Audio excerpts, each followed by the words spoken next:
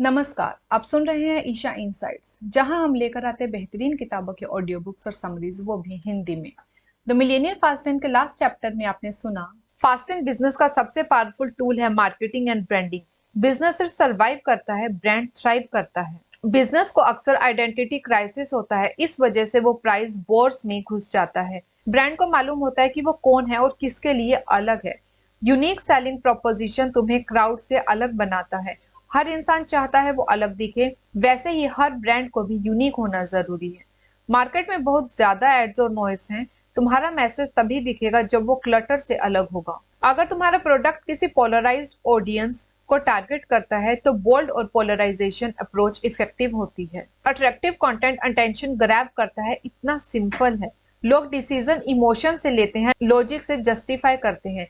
अगर तुम उनकी फीलिंग्स को टच कर पाओ तो सेल ऑलमोस्ट पक्का। अगर तुम अपनी मार्केटिंग में इंटरेक्शंस ऐड करो जहां लोग अपने आप को एक्सप्रेस कर सके, तो तुम्हारा कैंपेन ज्यादा इंपैक्टफुल बनेगा।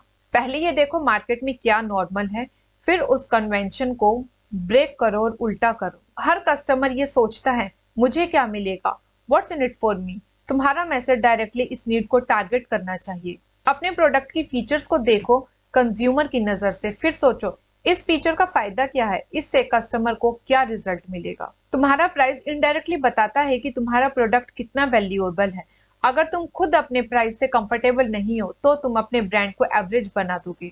तो चलिए अब हम चलते हैं अपने नेक्स्ट चैप्टर की तरफ, चैप्टर नंबर 44 जो है choose monogamy over polygamy.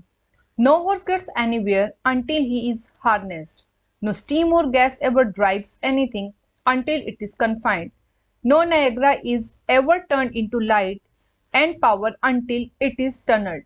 No life ever grows great until it is focused, dedicated, disciplined. Harry Emerson फोस्टिक।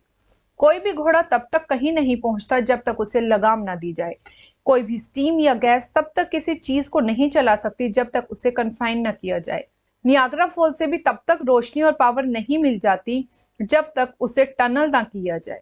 और कोई भी जिंदगी तब तक ग्रेट नहीं बनती जब तक उसमें फोकस, डेडिकेशन और डिसिप्लिन ना हो। चीटिंग स्पाउसेस अच्छे पार्टनर्स नहीं होते। जैसे जैसे हमारी कॉन्वर्सेशन का एंड आ रहा है, मुझे एक इंपॉर्टेंट टॉपिक टच करना है, फेथफुलनेस यानी मोनोगेमी। कॉलेज के टाइम मेरा दोस्त मार्कस टेकल बड़ा ही एम्बिशियस एंटरप्रेन्योर था। और मार्कस, अगर तुम ये पढ़ रहे हो तो sorry for the call out, पर सीरियसली तुम सोच रहे थे क्या?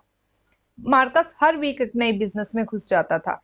एक वीक कोई एमएलएम स्कीम, अगले वीक कोई टर्की एड स्कीम जो किसी एंटरप्रेन्योर मैगजीन के बैक पेज पे होती थी, और फिर कोई क्लासिफाइड एड प्रोग्राम। हर वीक नया अपॉर्चुनिटी। आखिर में मेरे दोस्तों ने इस अपॉर्चुनिटी हॉपिंग को नाम दिया टेकल सिंड्रोम। टेकल सिंड्रोम एक ऐसी आदत है जिसमें बंदा अपने फोकस हर तरफ बिखेरता रहता है। ये इस बात का भी सिग्नल है कि बंदा मनी चेस कर रहा है, ना कि किसी जरूरत को फील कर रहा है। जब तुम अपना टाइम 5 अलग अलग बिजनेसेस में लगाते हो तो तुम एक तरह के पॉलीगेमिस्ट अपॉर्चुनिटिस्ट बन जाते हो। सोच होती है जितना हो सके उतना ट्राई करो, कुछ तो चलेगा, कुछ तो पैसे बनेंगे। But scattered focus is equal to scattered result. एक सक्सेसफुल बिजनेस के बजाय तुम्हारे पास 20 ऐसे बिजनेसेस होते हैं जो प्रॉपरली परफॉर्म नहीं करते। 10 बिजनेसेस जो मिलकर सिर्फ 10,000 कमा रहे हैं, वो कभी भी एक ऐसे बिजनेस से बेटर नहीं होते जो सिंगल हैंडेडली वही कमा कर दे। जब तुम अपनी मेहनत को हर तरफ बांटते हो, तुम वीक एसेट्स बनाते हो, और वीक एसेट्स कभी भी हैवी लिफ्टिंग नहीं करते। ये स्ट्रॉन्ग पिरामिड्स नहीं होते, ये स्पीड नहीं देते, ये मल्टी मिलियन डॉलर वैल्यूएशन तक नहीं पहुंचते। ये सिर्फ एक महीने के बिल्स भरने का काम करते हैं और अगले महीने फिर वही स्ट्रगल। मैं भी इस बिजनेस पॉलीगैमी का शिकार हुआ था जब मैंने एक नई वेब कंपनी स्टार्ट की जो एग्जिस्टिंग कंपनी जैसे ही मॉडल थी। जैसे ही नई कंपनी लॉन्च हुई उसने मेरा टाइम खींच लिया from my core bread winning business. मतलब मैंने अपने मेन बिजनेस को चीट किया और रिजल्ट बुरा। जो टाइम मेरी सक्सेसफुल कंपनी को जाता था अब वो नई छोटी कंपनी में लग रहा है। मेरे पास 4 ऑप्शंस थे। कंटिन्यू करूं चीटिंग अपने एग्जिस्टिंग बिजनेस के साथ, किसी को हायर करूं एग्जिस्टिंग बिजनेस मैनेज करने के लिए, किसी को हायर करूं नए बिजनेस के लिए, नया बिजनेस बंद कर दूं। आखिर में मैंने नई कंपनी बंद कर दी क्योंकि मैंने सोचा अगर मैंने किसी को हायर किया तो उसकी मैनेजमेंट में और टाइम लगेगा, जो कि मेरे लिए और स्ट्रेस बन जाएगा। मोनोगेमी से ही आती है क्रेजी फन पोलोगेमी।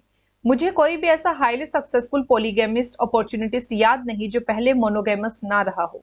सीरियसली सोचो जरा, दुनिया के सबसे अमीर लोग एक ही कोर पर्पस पे फोकस करते हैं, अमीर बनना है, अलग अलग चीजों में ध्यान बांट के नहीं। लेब्रॉन जेम्स कभी भी बास्केटबॉल में इतना बढ़िया नहीं होता अगर उसने अपने इंटरेस्ट हर तरफ स्प्रेड कर दिए होते। उसने अपना पूरा फोकस सिर्फ एक चीज पर रखा, बास्केटबॉल। वो बास्केटबॉल को ही खाता था, सोता था, और यू नो द रेस्ट। और अब जब उसका नाम लेजेंड बन चुका है और उसके पास करोड़ का नेटवर्थ है, तो अब वही अपनी इंटरेस्ट में पॉलीगेमस बन सकता है। अगर तुम्हें अपने फील्ड में टॉप पर पहुंचना है, चाहे बिजनेस हो या कुछ और, तो तुम्हें लिटरली उसे जीना, खाना पीना और सोचना होगा। अगर तुम एक साथ 10 चीजें कर रहे हो तो तुम्हारा रिजल्ट भी डैबलिंग और हाफ हार्टेड होगा। एक चीज पकड़ो और उसमें एक्सीलेंस ले आओ। जो बड़े बड़े टेक एंटरप्रेन्योर्स हैं, उन्होंने अपने एम्पायर सिर्फ इसलिए बनाए क्योंकि उन्होंने 100% फोकस दिया, not by being distracted with other ventures. और जब वो फाइनली रिच हो जाते हैं, जब मदर लोड हिट हो जाता है, तब जाके वो अलग अलग वेंचर्स एक्सप्लोर करते हैं। मतलब उनकी मोनोगेमी ही उनकी पोलोगेमी तक ले जाती है। और जब कोई एंटरप्रेन्योर अपनी कंपनी $50 मिलियन में बेच देता है, तो सबसे पहला काम क्या करता है? वो अलग अलग कंपनीज में इन्वेस्ट करता है, फिलेंथ्रोप में घुसता है और अपने पैशन को स्प्रेड करता है। तो अब पॉलीगैमी पॉसिबल क्यों है? मनी, पैसे से आता है सिस्टम, जैसे एचआर सिस्टम्स और ऐसे मनी सिस्टम जो तुम्हारा वक्त खरीद लेते हैं। फास्ट एंड सक्सेस तभी आती है जब तुम मोनोगेमस हो, ना कि जब तुम अपना ध्यान वाइफ्स और मिस्ट्रेसेस के बीच बांट रही हो। ये एक शादी की तरह है, हाँ, ओल्ड स्कूल मोनोगेमी। एक ही फास्ट एंड बिजनेस पे ध्यान दो और उसमें धमाका करो। तो दोस्तों, ये था हमारा आज का छोटा सा चैप्टर।